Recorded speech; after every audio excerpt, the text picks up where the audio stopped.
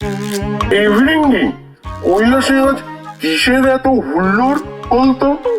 মাতা পার্বতী কি আবার নতুন কোনো রেসিপি নিয়ে পরীক্ষা নিরীক্ষা করছেন নাকি?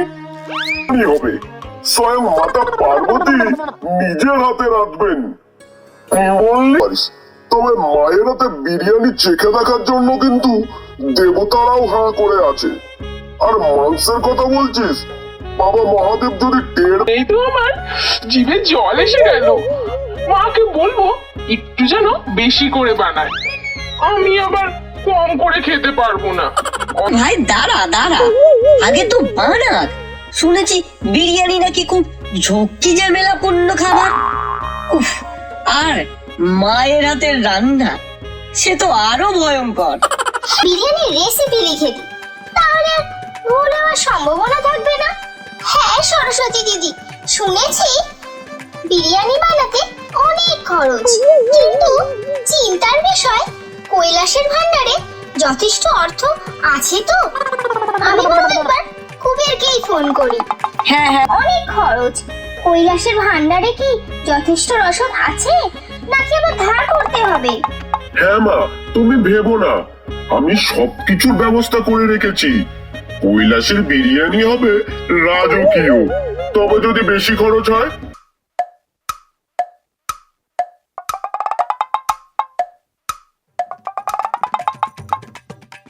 মহাদেব, মহাদেব, আপনি চোখ খুলুন মহাদেব। আমি জানাবো দেবতাদেরও নিমন্ত্রণ করা হয়ে গেছে, কিন্তু আমি এত বড় হাড়ি পাবো কোথায় মহাদেব? এই ব্যাপার, তুমি চিন্তা করো না গিন্নি, আমি এক্ষুনি বিশ্বকর্মাকে প্রস্তুতি করি।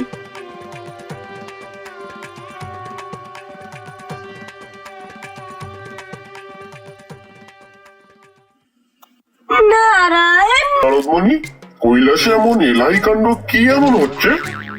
নারায়ণ নারায়ণ, মাতা পার্বতী নাকি নিজের হাতে বিরিয়ানি। দেরি করা যায় না, চলো কৈলাসে গিয়ে বিরিয়ানি চেখেই আসি।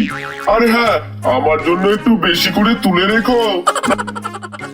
এর সাথে শুরু করে। আমি একটু চিনি মিশিয়ে দিই, তাহলে স্বাদটা আরো বেড়ে যাবে। আসছে আর ভাবছে কেওড়া জল দিলে আরো সুন্দর, আর গন্ধটাও ভালো হবে। এ কি, এটা তো বিরিয়ানি নয়, মিষ্টি পোলাও হয়ে গেছে। আমি তো ভেবেছিলাম জমিয়ে মাংস খাবো, এগুলো কি হলো? এ কি, আমি স্বর্গ থেকে এলাম বিরিয়ানি খেতে, আর এটা কি দেখা যাচ্ছে? এটা কি ধরনের রান্না? কোথায় সেই মাংসের সুবাস? থামো থামো ইন্দ্র, একটু থামো।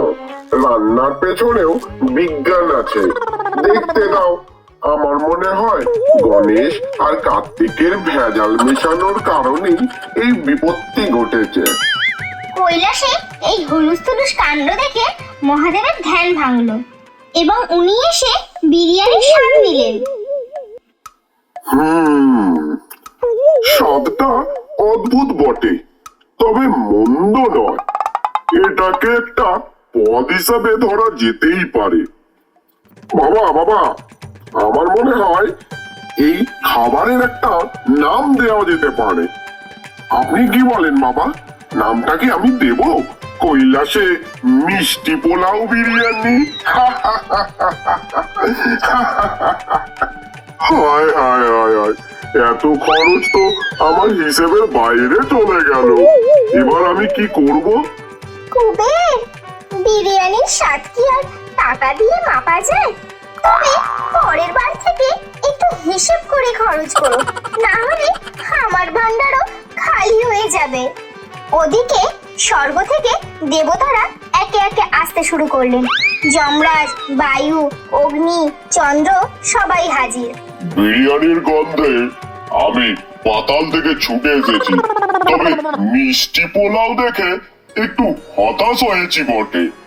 আমি কি একটু আগুনের ছোঁয়া দিয়ে এটাকে আরো মশলাদার করে তুলবো নাকি? আমার কাছে এখনো কিছু স্পেশাল মশলা আছে, না না, আর কোনো পরীক্ষা নয়, এবার সবাই মিলে খাওয়া শুরু করো। আর গণেশ, তুমি এরপর থেকে রান্নাঘরে বেশি ঘোরাঘুরি করবে না। খাবার সময় গণেশ আর কার্তিকের মধ্যে কে বেশি খাবে তা নিয়ে তুমুল প্রতিযোগিতা শুরু হয়ে গেল।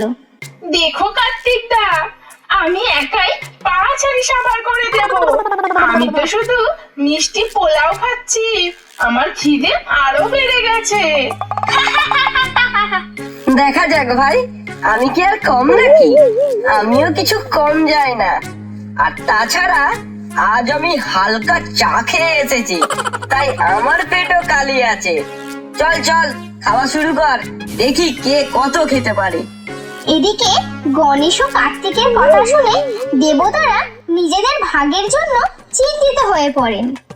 ইন্দ্র বলে ওঠে, এ বাবা, স্বর্গ থেকে এত দূর এলাম, এরা যদি সব খেয়ে নেয় তাহলে আমরা কি খাবো? আমরা কি শুধু গন্ধ শুকেই ফিরে যাব নাকি? না না, চিন্তা করবেন না ইন্দ্রদেব, আমি আরো এক হাঁড়ি নিয়ে আসছি। তবে সেটা কিন্তু মিষ্টি পোলাও নয়, আমি নিজে বানিয়ে আনছি।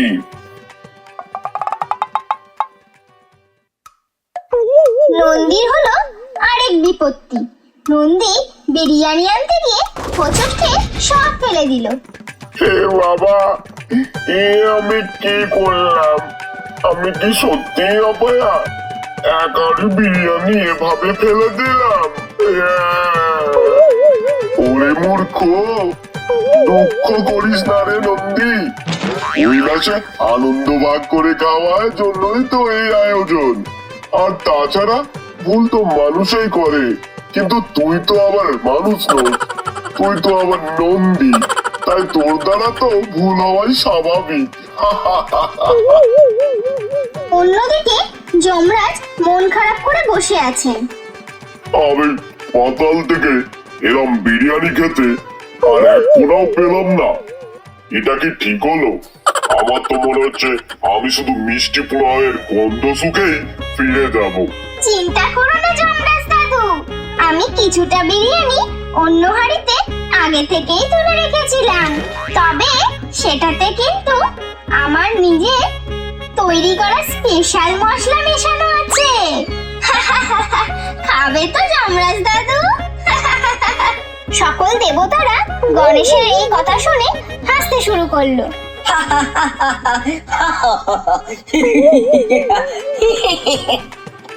আচ্ছা আচ্ছা, অনেক হয়েছে। তবে পরের বার থেকে সব নিয়ম মেনে রান্না হবে, আর কেউ যেন ভেজাল মেশানোর চেষ্টা না করে। কিন্তু মাতা, মশলার সঙ্গে আমার নতুন পরীক্ষা নিরীক্ষা কিন্তু চলবে। আমি নতুন নতুন মশলা আবিষ্কার করব।